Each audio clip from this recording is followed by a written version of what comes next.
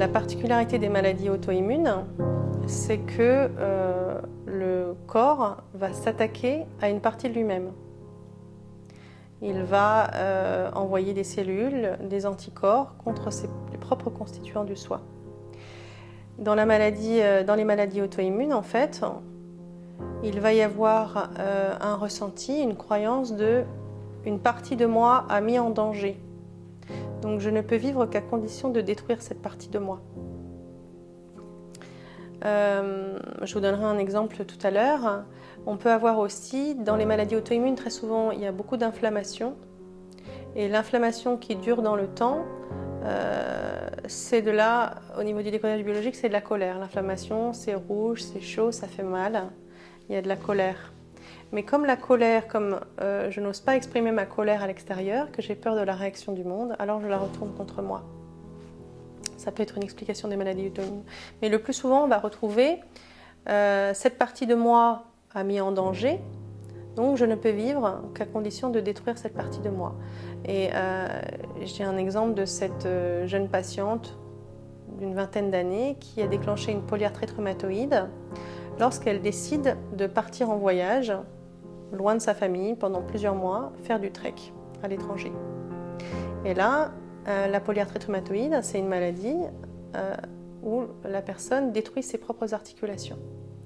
Et là, sa maladie, elle commence au niveau des orteils. Et elle commence lorsque elle fait l'action de vouloir s'éloigner, en fait. Et dans sa famille, il y a une croyance qui remonte à plusieurs générations qui est si tu t'éloignes de ta famille, tu ne fais plus partie du clan. Et pour le cerveau archaïque, pour l'inconscient, ne plus faire partie du clan, c'est la mort. Un humain, en fait, tout seul dans la nature, c'est une proie, c'est pas un prédateur. Un humain tout seul dans la nature, archaïquement, lorsqu'il est seul, éloigné du clan, c'est la mort. Donc l'humain, il se doit absolument d'être loyal au clan, de faire partie du clan. Donc comme cette patiente, elle avait une croyance de si je m'éloigne de ma famille, je ne fais plus partie du clan, je risque de mourir. Donc cette partie de moi met en danger le mort, en fait, le fait de s'éloigner avec ses pieds. Les gens sont en colère contre leur corps, en fait. Comme la maladie est vécue comme un problème, évidemment, c'est un problème, les gens pensent que leur corps les a trahis, que leur corps dysfonctionne. Donc ils sont en lutte avec leur corps.